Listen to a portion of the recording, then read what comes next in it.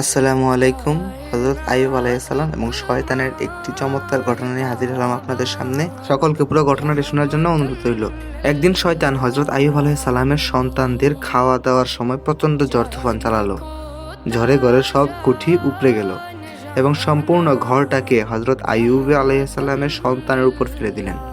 তখন শয়তান একটা বালকের সুরত ধরে কানে বালা পরে হযরত আইয়ুব আলাইহিস সালামের কাছে গিয়ে বললেন, আপনি কি আপনার স্রষ্টার ব্যবহার দেখেছেন? আপনার ছেলেরা সবাই যখন ঘরে খেতে ব্যস্ত ছিল, ঠিক তখনই তিনি এমন জোরে ঝড় তুফান চালালো, পুরো ঘরটিকে আপনার সন্তানদের উপর নিয়ে ভেঙে ফেলে দিয়েছে। আপনি যদি তাদের খাবার জিনিসপত্র আর তাদেরকে রক্ত মাখা অবস্থায় দেখতেন, তাহলে না জানি আপনার কি অবস্থা হতো। আইয়ুব আলাইহিস সালাম জিজ্ঞেস করলেন, তুমি তখন কোথায় ছিলে? শয়তান বলল, আমি তো তাদের সাথেই ছিলাম। জবাব শুনে হযরত আইয়ুব আলাইহিস সালাম বললেন, তাহলে তুই শয়তান। আমি এখন এই অবস্থায় আছি, আমার মা আমাকে যে অবস্থায় ভূমিষ্ঠ করেছিল। এ কথা তিনি উঠে নামাজের বিছানায় দাঁড়িয়ে গেলেন।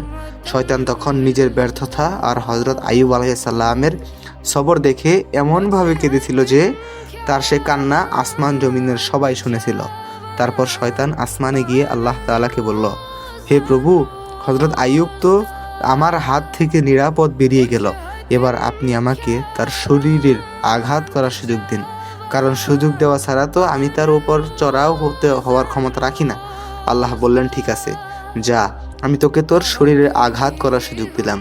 শয়তান তখন আবার হযরত আইয়ুব আলাইহিস সালামের কাছে এলো এবং তার পায়ের তালুতে এমনভাবে ফুঁক দিল, তার সমস্ত শরীর কেঁপে উঠল। এরপর তার সারা শরীরে ফুরা হলো। এক সময় তাকে ছাইয়ের গাদায় রাখা হলো। শেষ পর্যন্ত তার উদরের নাড়ি ভুঁড়িও বের হয়ে পড়ল। কিন্তু সর্বশেষ আল্লাহ তাআলা তাকে সেইখান থেকে হেফাজত করেন এবং তার নিরাপদ স্থানে ফিরিয়ে দেন।